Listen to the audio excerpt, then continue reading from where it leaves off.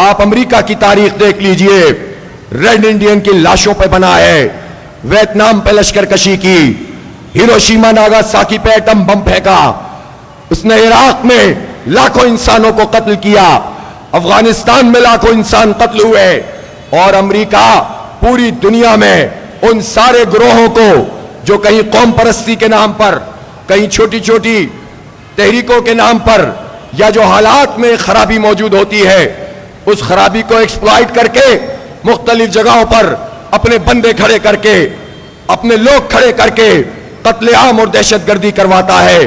کہیں بادشاہوں کو استعمال کرتا ہے، کہیں جرنیلوں کو استعمال کرتا ہے، کبھی ان اسپلنٹر گروپس کو استعمال کرتا ہے، اور اس طرح پورے عالم اسلام میں اس نے دہشت گردی کو پروان چڑھایا ہے.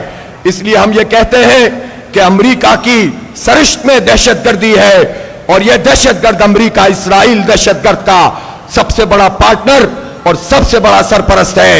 میں امریکی عوام کی بات نہیں کر رہا، انہیں خراج تحسین پیش کرتا ہوں، خاص طور پر امریکی یونیورسٹیوں کے طلباء کو، طالبات کو، کہ جنہوں نے فلسطینیوں کا ساتھ دیا ہے، ان کے لیے تحریک چلائی ہے، ان کے لیے اپنی پولیس کے گنے ان کا سامنا کیا ہے. لیکن امریکہ اور اسرائیل دونوں کو شکست ہو چکی ہے، اور حماس نے تو 7 اکتوبر کو ہی طوفان الاقصی کے ذریعے سے اسرائیل کا غرور خاک میں ملا دیا ہے. جیت تو وہ چکے ہیں، اب تو صرف سویلین پہ بمباری کر رہے ہیں. اور میں بار بار کہہ رہا ہوں کہ اسرائیل کو یہ طاقت جہاں امریکہ اور اس طرح کے ممالک دے رہے ہیں، وہاں عرب ممالک اور مسلم ممالک کے حکمران اپنی خاموشی سے اور بغیرتی کا لبادہ اوڑھ کر اسرائیل کو یہ موقع فراہم کر رہے ہیں کہ وہ ہمارے نہتے لوگوں کو شہید کر رہا ہے. ورنہ اسرائیل میں اتنا دم کہاں سے آ گیا کہ اگر مسلم فوجیں اکٹھی ہو جائیں اور وہ 40 ملکوں کی فوجیں ہی 4 بیان بھی دے دیتی تو آج مذاکرات ہو جاتے. پتہ نہیں راہیل شریف کہاں گم ہو گئے ہیں، جو اپنی نوکری تو پکی کر رہے ہیں، ملکوں کی ترجمانی نہیں کر رہے ہیں. بس یہی ہمارا المیہ ہے، فوجیں بھی موجود ہوں اور وسائل بھی موجود ہوں، معیشت بھی موجود ہو، تیل بھی موجود ہو، گزرگاہیں بھی موجود ہوں، سمندری گزرگاہیں بھی مسلمانوں کے پاس ہوں، اور پھر اس کے بعد ہمارے بچے قتل ہوتے رہیں. تو اس کا مطلب کیا ہوا؟ پورے عالم اسلام میں امریکی نمائندے ہمارے سروں پر مسلط ہیں، امریکی غلام ہمارے سروں پر مسلط ہیں. اس لیے اگر ہم یہاں پر احتجاج کر رہے ہیں، ہم یہاں پر اپنے حق کی آواز بلند کر رہے ہیں، ہم اگر یہاں ظلم کے مقابلے میں، جبر کے مقابلے میں حق اور انصاف کی بات کر رہے ہیں، تو ہم بھی اسی بڑی تحریک کا حصہ ہیں کہ اپنے اپنے معاشروں سے امریکی اعلی کاروں کو، امریکی ایجنٹوں کو، امریکی پروردہ حکمران طبقے کو سروں سے ہٹائیں اور حقیقی معنوں میں اپنے ممالک کو آزاد کروائیں. اس لیے یہ مبارکباد کے قابل تحریک ہے. تو اس لیے وہاں جو فلسطین میں صورتحال ہے، اس صورتحال پہ ہر کوئی غمگین ہے، لیکن حکمرانوں کے کان پر جوں نہیں رینگتی. پاکستان نظریے کی بنیاد پر بنا ہے، عقیدے کی بنیاد پر بنا ہے، جغرافیہ نہیں، نظریہ اہم ہے. لا الہ الا اللہ محمد الرسول اللہ کی بنیاد پر یہ ملک بنا، تو پھر اللہ کے سوا کوئی الہ نہیں ہے، کوئی رب نہیں ہے. امریکہ خدا نہیں ہے، امریکہ رب نہیں ہے، اسرائیل خدا نہیں ہے، بھارت خدا نہیں ہے. جب یہ خدا نہیں ہے اور اللہ رب العالمین سب سے زیادہ طاقتور ہے، تو پھر مسلمانوں اٹھ کر کھڑے ہو جاؤ، ایمان کے ساتھ، تقوی کے ساتھ اور اللہ پر بھروسے کے ساتھ، اور جہاد فی سبیل اللہ کے جذبوں سے سرشار ہو، اور جہاں جہاں جنگیں موجود ہیں وہاں کردار ادا کرو، اور جہاں دعوت کا میدان ہے وہاں تحریک چلاؤ، جہاں سیاسی مزاحمت کی ضرورت ہے سیاسی مزاحمت کرو. یہ سب جہاد فی سبیل اللہ ہے. انشاءاللہ جب مسلم عوام کے اندر جذبہ پیدا ہوگا، نوجوانوں میں جذبہ پیدا ہوگا، تو امریکہ اور اس کے اعلی کاروں کو انشاءاللہ شکست فاش ہوگی. اس لیے میرے بھائیوں اور ساتھیوں، میرے دوستوں، یہ جو ہمارے ملک میں بھی دہشت گردی کی لہر ہے، خیبر پختونخوا کو دہشت گردی کی آماجگاہ بنا دیا گیا. یہ کیسے ممکن ہوا؟ پہلے تو یہ نہیں ہوتا تھا، 2001 سے پہلے تو کچھ بھی نہیں تھا. ایسا کیا ہوا کہ وہ پورا بارڈر جو ہمارا افغانستان سے ملتا ہے، وہ پورا جو ہزاروں کلومیٹر کا بارڈر ہے، جہاں پر ہمیں کبھی فوج رکھنے کی ضرورت ہی نہیں پڑی تھی، جہاں پر قبائلی عوام ہی پاکستان کا تحفظ کرتے تھے، بلکہ سری نگر کے دروازے تک پہنچ گئے تھے۔ یہ جو آزاد کشمیر ہے، یہ کسی فوج نے تو آزاد نہیں کروایا، یہ تو غیرت مند قبائلی عوام نے آزاد کروایا تھا، یہ سابق فوجی تھے کہ جو ان کے ساتھ گئے تھے۔ تو یہ تو ان کی تاریخ تو یہ تھی۔ پھر یہ کیا ہوا کہ یہ سب غیر محفوظ ہو گیا؟ دہشت گردی پروان چڑھی، یہ جنرل مشرف تھا جو بزور طاقت ہم پر حکمران بن بیٹھا تھا، اور اس نے کولن پاول کے ایک فون پر ہماری غیرت کو بیچ دیا تھا، سارے مطالبات مان لیے تھے، اور اس کے نتیجے میں پاکستان میں کیا دہشت گردی کی فضا پیدا ہوئی۔ ہم نے دیکھا کہ اسی کے بعد جب افغانستان کو تورا بورا بنایا گیا اور وہاں بمباری کی گئی اور وہاں کی حکومت کو ختم کیا گیا اور وہاں انسانوں کا خون بہایا گیا، تو امریکہ وہاں آ کے بیٹھا، بھارت کو وہاں جگہ دی گئی، بھارت کے جو کونسل خانے تھے وہ را کے اڈے بن گئے، بلیک واٹر یہاں گھس گئی، CIA یہاں پر گھس گئی، اور ممالک کے لوگ بھی یہاں پر آ گئے، اور پھر انہوں نے کہیں بلوچوں میں، کہیں پختونوں میں، کہیں اور انفلٹریشن شروع کر دی، کہیں مذہبی انتہا پسندی اور کہیں قوم پرستی کی تحریکوں کو آگے بڑھانا شروع کیا۔ لیکن اس سے پہلے میں یہ کہنا چاہتا ہوں کہ امریکہ کی محبت میں جنرل مشرف اور اس پوری رجیم نے ایسے سارے حالات کو پیدا کیا جس میں قوم پرستی پروان چڑھ سکتی تھی۔ شاید یہی ان کی اسکیم تھی، اور یہ ہمیں توڑنا چاہتے تھے، یہ ہمیں تقسیم کرنا چاہتے تھے، اور انہوں نے لوگوں کو لاپتہ کرنا شروع کیا، مہمانوں کو امریکہ کے حوالے کیا، قوم کی بیٹی عافیہ صدیقہ کو امریکہ کے حوالے کیا، اور انہوں نے ایسا ماحول بنا دیا کہ جس کے نتیجے میں پورے پاکستان میں ایک انتشار پھیل گیا۔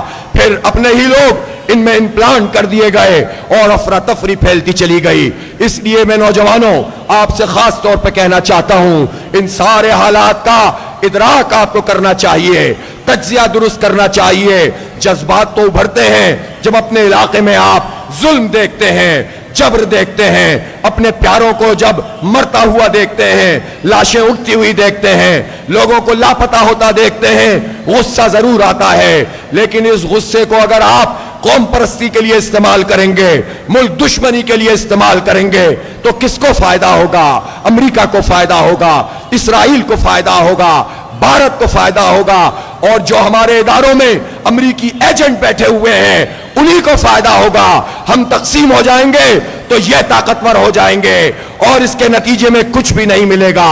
ایک ہی راستہ ہے، سارے مظلوموں کو اکٹھا کیا جائے، ظلم کی ہر شکل کا مقابلہ کیا جائے، اور ہم مطالبہ کرتے ہیں بلوچستان کے لاپتہ افراد ہو یا خیبر پختونخوا کے یا ملک کے کسی بھی حصے کے، ان سب کو بازیاب کیا جائے۔ اس ملک میں اگر کوئی آئین ہے، اس ملک میں اگر کوئی قانون ہے، تو اس قانون پہ عمل کرنا فوج کی بھی سب سے بڑی ذمہ داری ہے، عدلیہ کی بھی ذمہ داری ہے، حکومت کی بھی ذمہ داری ہے۔ ساری ذمہ داری عوام کی ہو، ان سے کہا جائے کہ قانون کو ہاتھ میں مت لو، لیکن جن کے ہاتھ میں قانون ہو وہ قانون کو اپنی مرضی سے استعمال کریں، جبر کے لیے استعمال کریں، یہ قبول نہیں کیا جائے گا۔ ہاں، جو مجرم ہے ان کو عدالتوں میں لے کر آیا جائے اور ان کو سزائیں دی جائے، ہم مجرموں کے پیچھے نہیں جائیں گے، لیکن ہم یہ بھی نہیں ہونے دیں گے کہ جب ایک بات پتا چلے کہ بلوچستان کے گورنر ہاؤس میں کوئی لاش آئی ہے، کوئی لاش ملی ہے، تو وہ جو جتنے 400-500 لوگ ہیں ان کے لواحقین ہیں وہ سارے وہاں جا کر دیکھیں کہیں لاش وہ ہمارے پیارے کی تو نہیں ہے۔ یہ نہ کرو، آنکھ سے مت کھیلو، لوگوں میں غم و غصہ پیدا نہ کرو، پاکستان اس کا متحمل نہیں ہو سکتا۔ اس لیے جماعت اسلامی اپنے آپ کو پیش کرتی ہے پورے پاکستان کے لوگوں کو جوڑنے کے لیے، متحد کرنے کے لیے۔ میں خیبر پختونخوا کے نوجوانوں سے کہنا چاہتا ہوں کہ آپ کے ہاں بھی جو امن کی پیاس موجود ہے، امن کے جھنڈے آپ لے کر آئے ہیں، ان امن کے جھنڈوں کی آڑ میں کوئی آپ کو تقسیم نہ کر سکے، کوئی امریکہ کا کھیل نہ کھیل سکے، کوئی قوم پرستی اختیار کر کے آپ کے اندر دین سے دوری نہ پیدا کر سکے۔ اسلام میں یہ پوری طاقت موجود ہے کہ وہ سب کو جوڑ کر حق اور انصاف کی بالادستی کے لیے سب کو اکٹھا کر کے ایک تحریک بن سکتا ہے۔ قوم پرستی ہمارا راستہ نہیں ہے۔ قوم سے محبت ہم ضرور کریں گے، علاقے سے بھی محبت کریں گے، اپنے قبیلے سے بھی کریں گے، ہم سب سے محبت کریں گے، سب کو فائدہ پہنچائیں گے، لیکن اس کی بنیاد پر کسی سے نفرت نہیں کریں گے۔ ہم کیوں فوج سے نفرت کریں؟ فوج کے سپاہی میں کیا کمی ہے؟ فوج کے افسر میں کیا کمی ہے؟ اگر چند لوگوں کے فیصلے خراب ہیں تو ایسا نظام بنانے کی ضرورت ہے جس میں عوام کی حکمرانی ہو، اللہ رب العالمین کا حکم چلتا ہو اور رائے عامہ کے ذریعے سے انقلاب برپا ہو۔ وہ کام انشاءاللہ جماعت اسلامی کرے گی۔ اس لیے ٹکڑوں میں نہیں بٹیں گے انشاءاللہ، پورے ملک کو ایک اکائی بنائیں گے، پورے ملک کو ایک قوت میں ڈھالیں گے اور آگے ہی بڑھتے چلے جائیں گے انشاءاللہ۔ امت کے ساتھ اپنے ربط اور تعلق کو استوار کیجئے، اللہ پر بھروسہ کیجئے، اسی کی تکبیر کو بیان کیجئے، اپنے اخلاق اور کردار کو سنواریے، اپنے بزرگوں کا احترام کیجئے، اپنے خاندانوں کی اقدار اور روایات کا لحاظ کیجئے اور اسلام کو محض کلچر نہ بنائیے۔ صرف ثقافت کی بنیاد پر روزے نہ رکھیے، صرف کلچر کی بنیاد پر نماز نہ پڑھیے، صرف کلچر کی بنیاد پر اور تاریخی ورثے کی بنیاد پر اللہ کے آگے مت جھکیے۔ اللہ کے آگے اس لیے جھکیے کہ یہ اللہ کا حکم ہے، اس سے بڑا کوئی نہیں ہے۔ آقا نامدار حضور اکرم صلی اللہ علیہ وآلہ وسلم کی پیروی اور اتباع، اس کا سب سے بڑا طریقہ آپ کی لائی ہوئی شریعت اور نظام، اس کے نفاذ کی جد و جہد ہے۔ آپ کی سب سے بڑی سنت انقلاب اسلامی کی جد و جہد ہے، اقامت دین کی تحریک ہے۔ اس تحریک کے ساتھ جڑ جائیے اور پھر آپ دیکھیں گے کہ کوئی آپ کو تقسیم نہیں کر سکتا، کوئی آپ کو توڑ نہیں سکتا۔ اس لیے چیلنجز بہت ہیں، لیکن ایک بہترین جماعت اسلامی ہے۔ پھر کہتا ہوں ہم سب اس کے کارکن ہیں اور نظم و ضبط یہ ہماری کلید ہے۔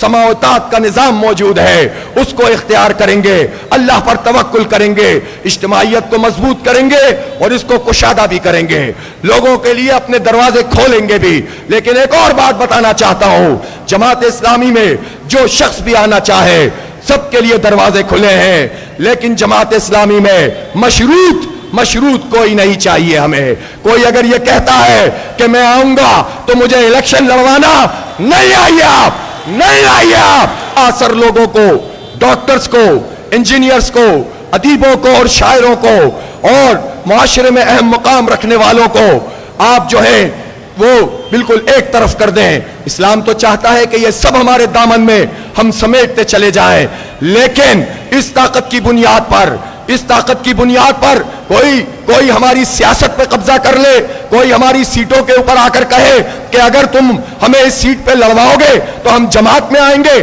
ورنہ تو ہم پی پی میں چلے جائیں گے، ورنہ تو ہم ادھر چلے جائیں گے۔ کوئی مشروط یہاں پر شمولیت نہیں ہوگی آئندہ۔ واضح طور پر کہنا چاہتا ہوں، ذمہ دار سے کہنا چاہتا ہوں، مشروط شمولیت کی کوئی گنجائش نہیں۔ جب دعوت بھی ہماری ٹھیک ہے، جب پیغام بھی ہمارا ٹھیک ہے، جب انقلاب کے لیے ہم کام کرتے ہیں تو ہمارے کارکن اگر قربانی دیتے ہیں تو جب انتخاب کا فیصلہ آئے گا تو کسی کو بھی نومینیٹ کریں گے، وہی جماعت اسلامی ہوگی، وہی عوامی ہوگا، وہی انقلابی ہوگا، وہی انتخابی ہوگا۔ بس یہ پالیسی بیان سمجھ لیجئے اور میں نہ سنوں اب کہ آئندہ اس بنیاد پر ہم اپنی سیاست لوگوں کے ہاتھ میں دینا شروع کریں، لیکن میں یہ ضرور چاہتا ہوں کہ لوگوں کے ذہنوں کو تبدیل کریں، اس لیے کہ اسلام میں تو حضرت عثمان بن عفان رضی اللہ تعالیٰ عنہ بھی تھے، اللہ نے ان کو بہت نوازا تھا، اللہ تعالیٰ نے ان کو بہت ان کی تجارت میں برکت دی تھی۔ عبد الرحمن بن عوف رضی اللہ تعالیٰ عنہ بھی تھے، ان کو بھی اللہ نے نوازا تھا، تو وہ اللہ کے رسول صلی اللہ علیہ وسلم پر غیر مشروط ایمان لائے تھے، پھر انہوں نے اپنا حصہ بھی ادا کیا تھا۔ تو متمول لوگ بھی جماعت میں آئیں گے، مڈل کلاس بھی آئیں گے، غریب بھی آئیں گے، لیکن اس بنیاد پہ نہیں آئیں گے کہ ہمارا کوئی مفاد ہے، اس بنیاد پہ آئیں گے کہ ہم اس جماعت میں آ کر دین کی خدمت کرنا چاہتے ہیں۔ پھر اپنے رجحان کی بنیاد پر اس پارٹی میں بھی یہ ظرف ہونا چاہیے کہ وہ لوگوں کو ہر میدان میں آگے بڑھائیں اور ہر میدان میں ان سے فائدہ حاصل کرنے کی کوشش کریں، لیکن مشروط نہیں ہوگا۔